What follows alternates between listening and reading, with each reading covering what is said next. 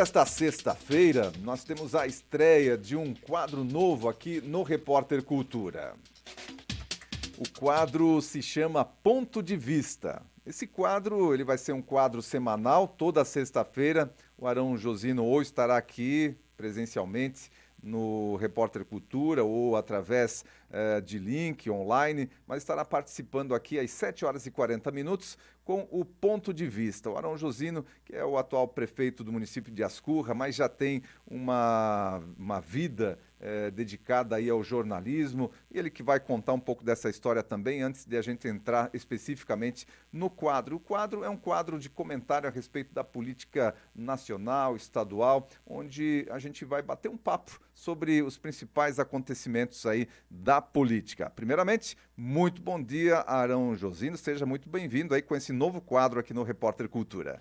Bom dia, Odair, bom dia a todos os ouvintes da cultura, é uma alegria estar aqui junto com vocês para compartilhar aí os nossos pontos de vista, discutir política, discutir economia, trazer informação e fazer o bom jornalismo. É bom voltar a trabalhar um pouquinho com o jornalismo que está no meu DNA. Muito bem, conta pra gente então, Arão, como é que é um pouco dessa trajetória no jornalismo?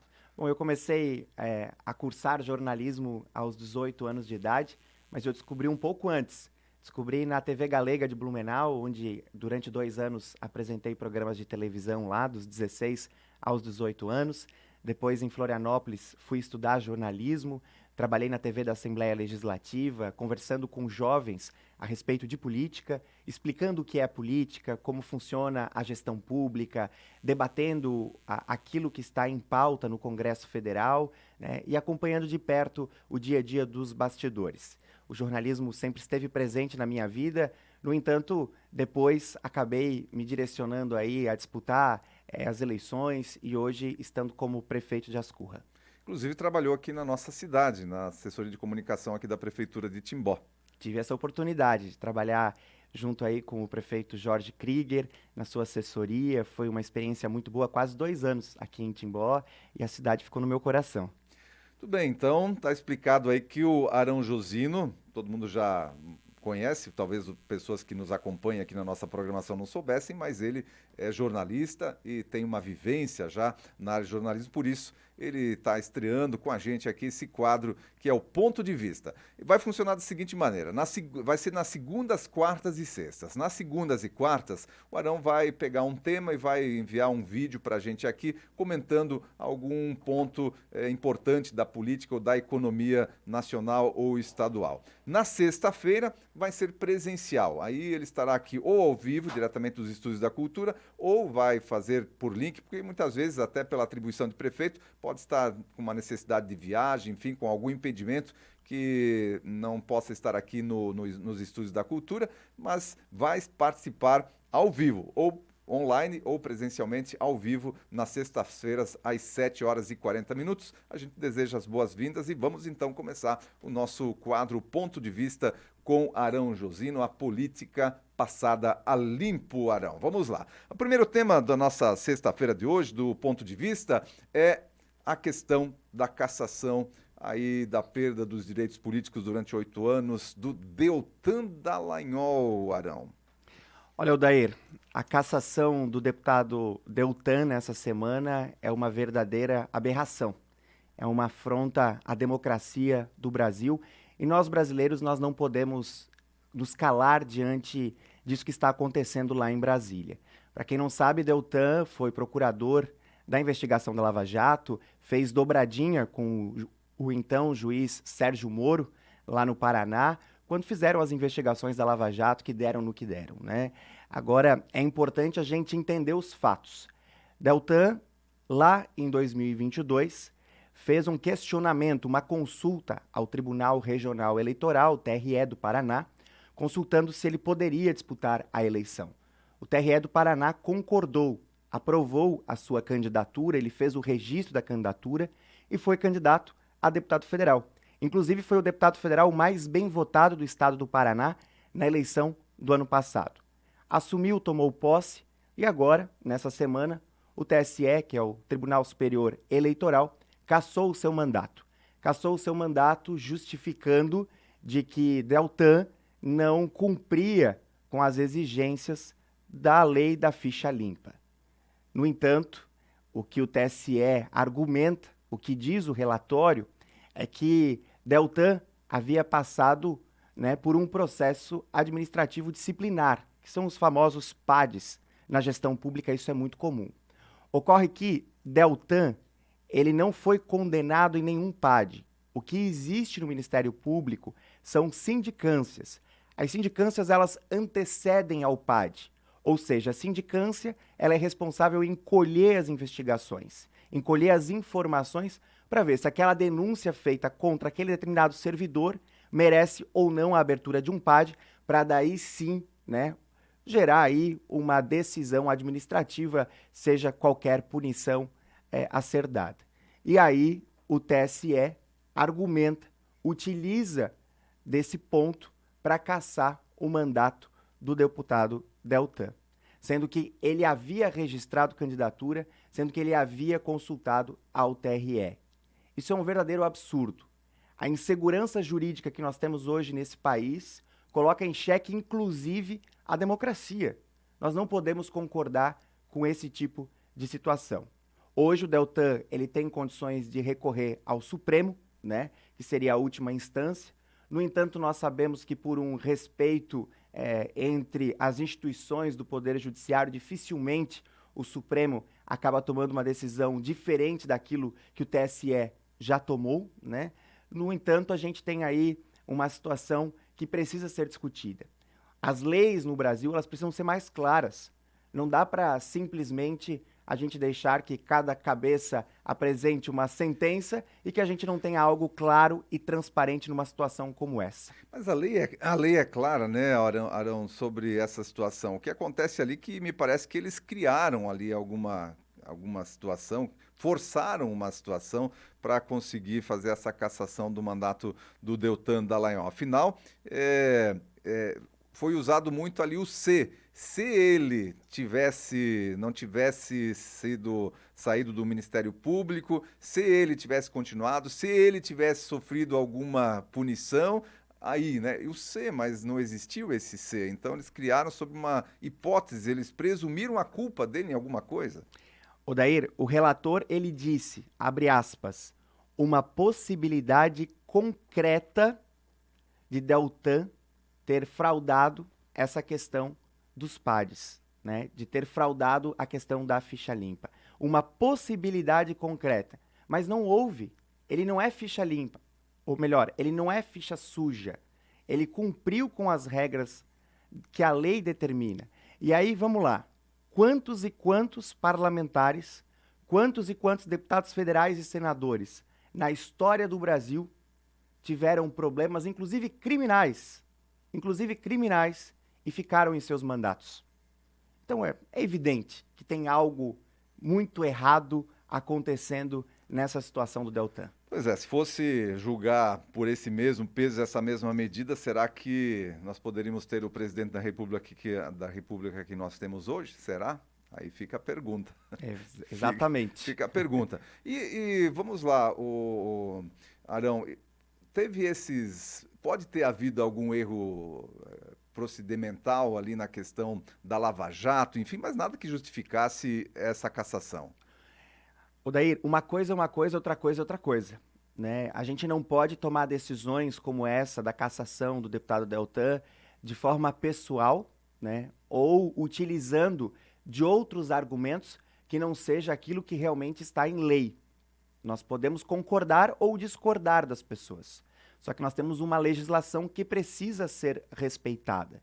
Então é evidente de que talvez a opinião pessoal de algum jurista, de algum ministro, pode até ser contrária à forma como o então procurador Deltan agiu em relação à Lava Jato. Mas isso não pode ser levado em consideração no momento em que você cassa um mandato alegando que ele não cumpriu com a lei da ficha limpa.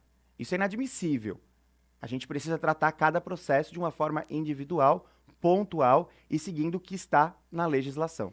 E não pode presumir a culpa, ele não foi julgado nem condenado por nada. Se tivesse sido, aí seria outra história ainda. Muito bem, essa questão do Deltan, eu acho que está bastante claro aí para o nosso ouvinte também, a opinião ponto de vista aqui do Arão Josino. Agora nós vamos falar sobre um outro assunto que é mais voltado para a questão da economia. Afinal, o arcabouço fiscal, ele ganhou status de prioridade também lá no Congresso Nacional, deve ser votado na próxima semana, depois de ter passado ali por algumas modificações ao texto original que veio do Ministério da Economia.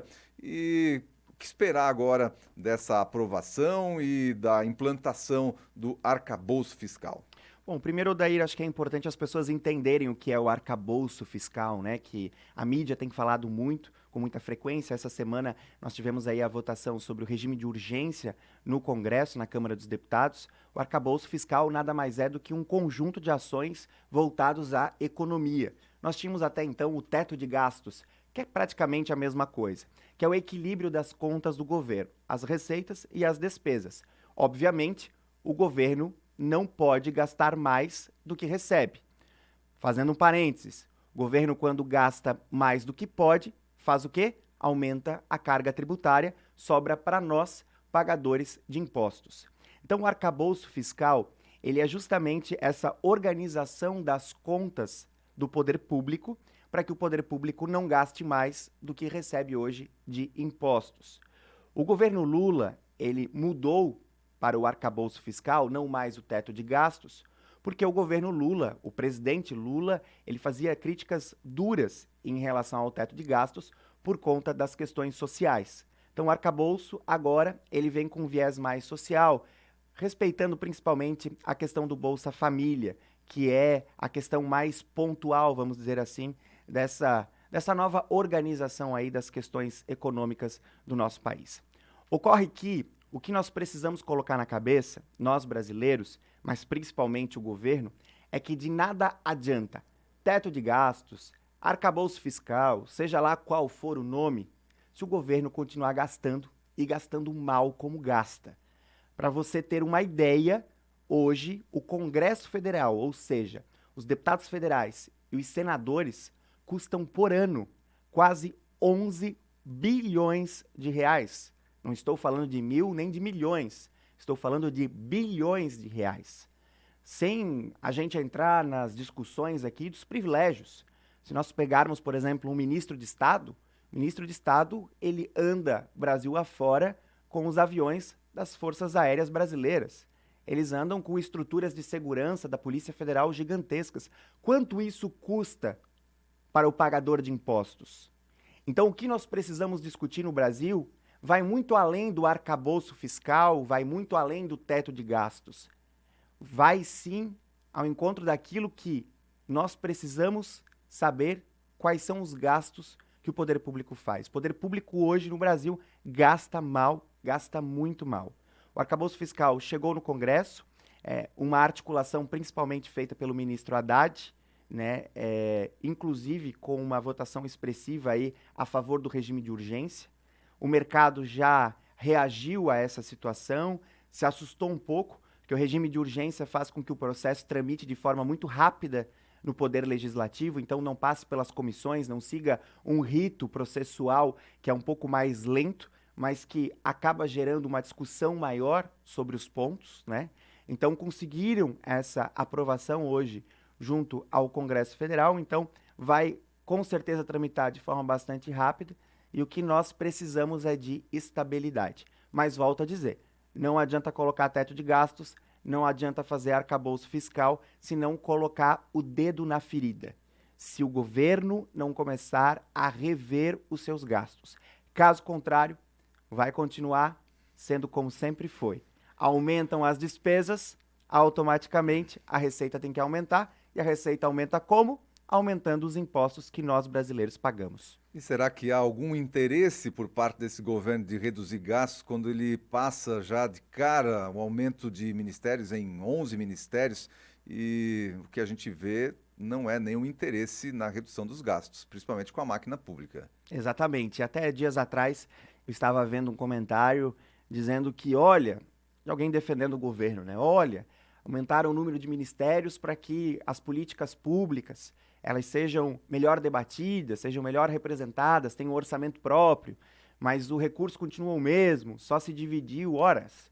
Se você pegar uma estrutura por exemplo, colocada à disposição de um ministro de Estado, você vai ter um mínimo de noção do custo que isso tem para os cofres públicos.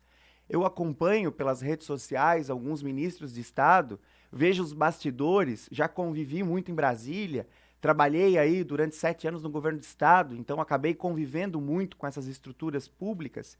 É absurda a estrutura, é algo faraônico, é coisa ainda lá dos tempos dos impérios, né? Isso precisa ser discutido.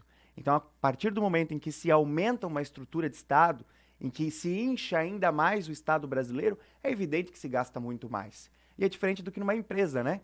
Numa empresa, para você inchar, para você contratar mais pessoas, para você criar mais setores, para você contratar mais maquinários, você precisa vender mais. No poder público é diferente mais, produzir mais. No poder público é diferente. No poder público é só aumentar os impostos. Pois é. E falando em impostos, falando em repasse de recursos e recursos, vamos falar de um tema que é muito pertinente aqui para a nossa região, para você também, enquanto prefeito, não só enquanto comentarista aqui do Ponto de Vista, Plano 1000, prefeitos aí se reunindo, se unindo, a Assembleia Legislativa aqui do Estado também, se colocando ao lado aí dos prefeitos, pelo menos uma comissão aqui dos deputados aqui mais próximos da nossa região, trabalhando nesse sentido. Vai ter uma audiência pública agora no próximo dia 30, se não me engano, querendo aí que os 295 municípios estejam representados por lá. O que você espera disso agora, Arão? Odair, em primeiro lugar, nós precisamos deixar muito claro que a partir do momento em que você é prefeito, que você está prefeito, ou você está governador ou presidente da República, você assina com o seu CPF, representando um CNPJ. E esse CNPJ ele não deixa de existir a partir do momento em que muda-se o governador, o prefeito ou o presidente da República. O que foi feito nos últimos 2 anos foram convênios e transferências especiais, ou seja, contratos assinados pelo CNPJ do governo do estado e das prefeituras catarinenses.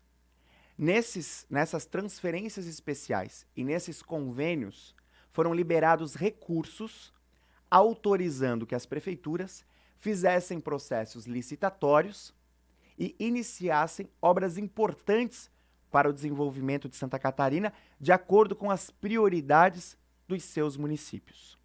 Ocorre que todas as obras públicas, elas quando têm um valor maior, elas são divididas por etapas. Então você cumpre uma etapa na prefeitura dessa obra, você presta contas e na sequência você recebe o segundo desembolso, o segundo valor. Ocorre que grande parte dessas obras que iniciaram nesses últimos 2 anos por todo o estado de Santa Catarina, elas ainda não foram concluídas e elas dependem de mais desembolsos por parte do governo do estado para serem entregues à comunidade e cumprirem com seu papel de desenvolvimento para o estado de Santa Catarina.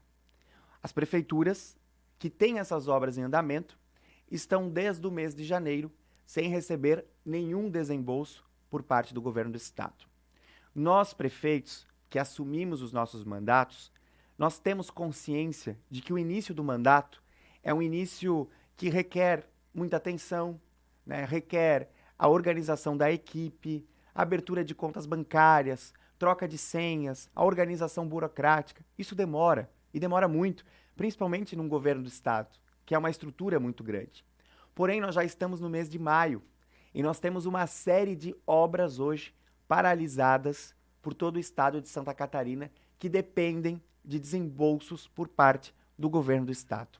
Para vocês terem uma ideia, hoje nós ultrapassamos aí 2 bilhões de reais em obras que dependem desses desembolsos. 2 bilhões. 2 bilhões é o que falta o governo do estado pagar para os municípios. Só de obras em andamento. Obras em andamento. Só falando em obras em andamento, sem falando de obras que estavam num papel só e que certamente aí para sair agora, se não está vindo o recurso nem para as em andamento, para aquelas que estavam projetadas, então a espera vai ser um pouquinho maior. Exatamente. E aí, desde o mês de janeiro, nós prefeitos, a gente tem dialogado com o governo do estado, muito também através da FECAM, que é a Federação Catarinense de Municípios, para que se apresente um cronograma, um planejamento orçamentário de como serão esses desembolsos. O Estado havia, num primeiro momento, sinalizado que no mês de abril nos apresentaria esse diagnóstico. No entanto, não aconteceu. Porém, agora no mês de maio, o governador Jorginho Melo começou a fazer um roteiro pelas 21 associações de municípios. Já atendeu, acredito que 4 ou 5 associações.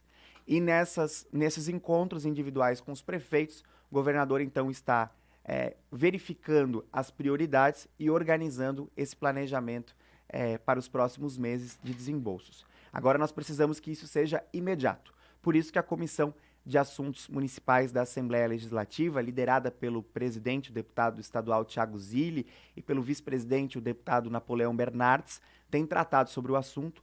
A FECAM fez esse diagnóstico, entregou na última segunda-feira para a Comissão de Assuntos Municipais, e a comissão então entendeu viável chamar para o próximo dia 30 uma audiência pública entre prefeitos e governo do estado para discutir o assunto. O que acontece é que os recursos até 5 milhões de reais foram feitos através de uma modalidade chamada transferência especial e acima de 5 milhões através de convênios.